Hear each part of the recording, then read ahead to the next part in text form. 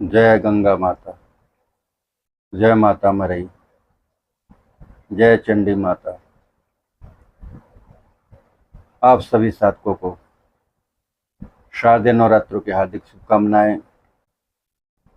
हमारे संस्था का नंबर वीडियो के डिस्क्रिप्शन में होगा। फ़ोन करने का समय सुबह 10 से शाम को 6 बजे तक, उसके बाद स्विच ऑफ रहेगा। अब जैसे आप सभी साधकों ने, सभी शिष्यों ने, किसी का भी शिष्य हो, कोई भी शिष्य हो, सोशल मीडिया पर जितने भी बैठे गुरु हों, किसी का भी शिष्य हो, जिनके पास असली ज्ञान, असली विधि विधान, असली मंत्र हैं, तो उन सभी शिष्यों को मैं ये कहना चाहता हूँ, जैसे कि आप लोगों ने थंबनेल देख ही लिया। कुछ शिष्य मूर्ख ऐसे होते हैं जिनकी बुद्धि में भूसा घुसा होता है। मैं ये शब्द बोल रहा हूँ, मुझे बोलना तो नहीं चाहिए क्योंकि मैं और शब्द तो बोलना नहीं चाहता। जिनके दिमाग में भूसा घुसा होता है, अपना दिमाग तो लगाते नहीं, गुरु के कहे अनुसार भी नहीं चलते, और 36 सोशल मीडिया प्लेटफॉर्मों पर भटकते रहते हैं।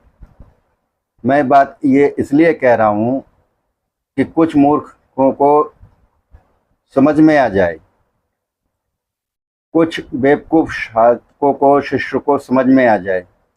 जहाँ असली ज्ञान मिले, असली, आपने एक साधना ले ली, एक साधना से ही, एक मंत्र से ही पता चल जाता है कि असली ज्ञान है कि नकली ज्ञान है, असली विधि विधान है कि किताबी विधि विधान है और किताबी ज्ञान है।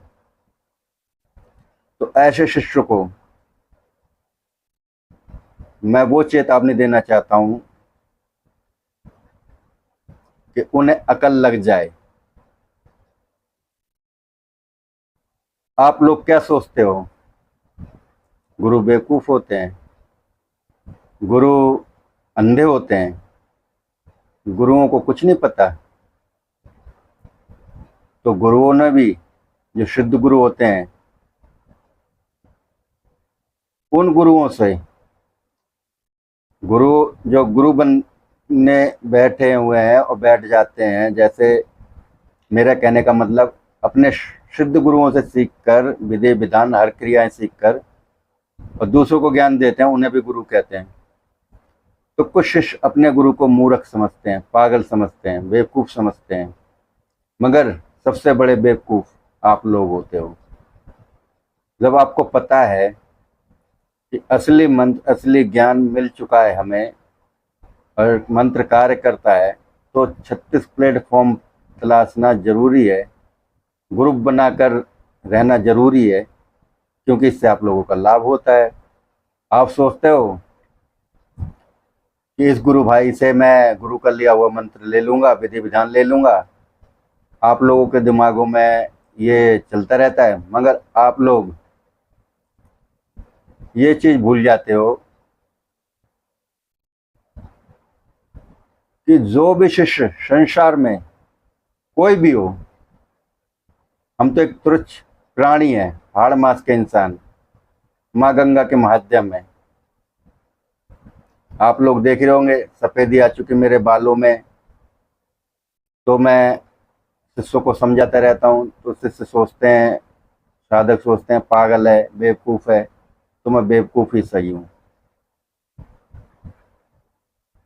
तो जैसे कि मैं बता रहा हूँ, ग्रुप बना के बैठे होते हैं, विधान पूछते रहते हैं एक दूसरे से, मगर ये मूर्ख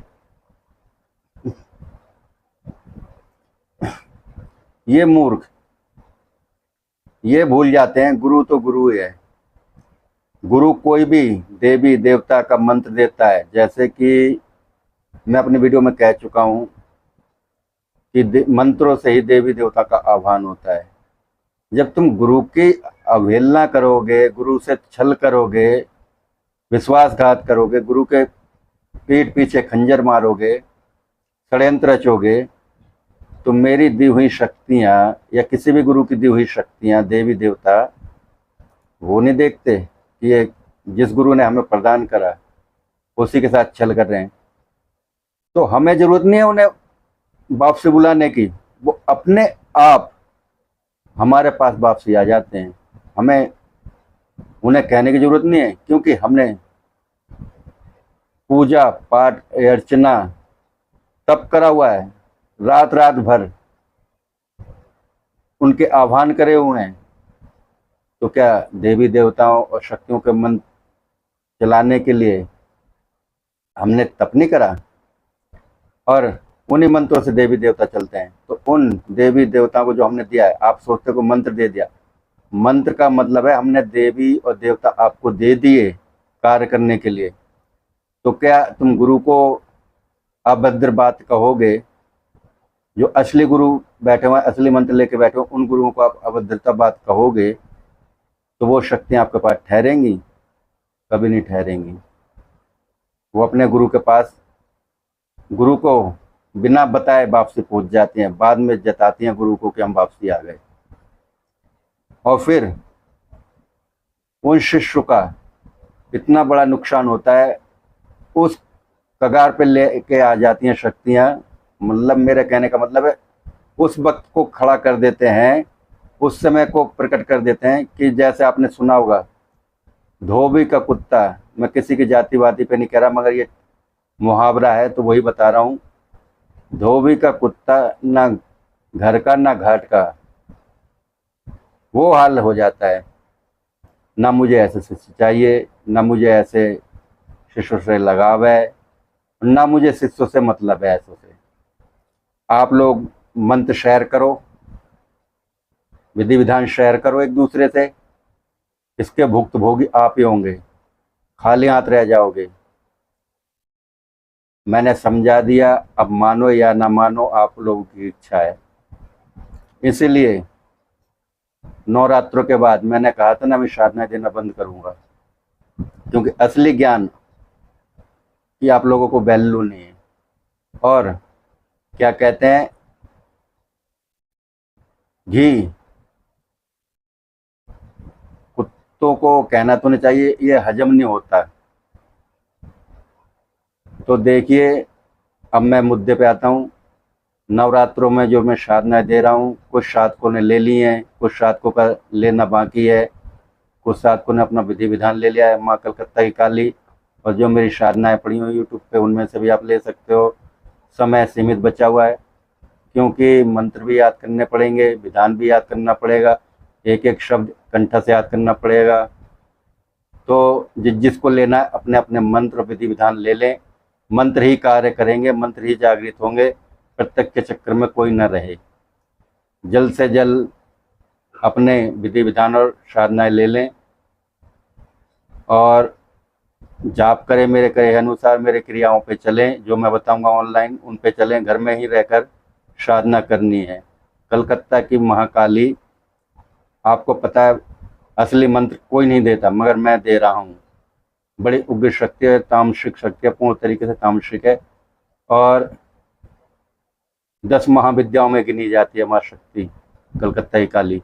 इनके साथ बहुत सी शक्तियाँ एक साथ चलती हैं, जिसका ये आह्वान करेंगे माँ काली कलकत्ते वाली, वही खड़ी शक्ति हो जाएगी। एक शक्ति लाखों फायदे। जय माता गंगा, जय माता मरई, जय चंडी माता। माँ गंगा आप सभी का भला करे। जितने भी साधक भटके हुए हैं उन्हें शेयर करें ताकि साधना ले सकें। आशा है आप लोग समझ गए होंगे।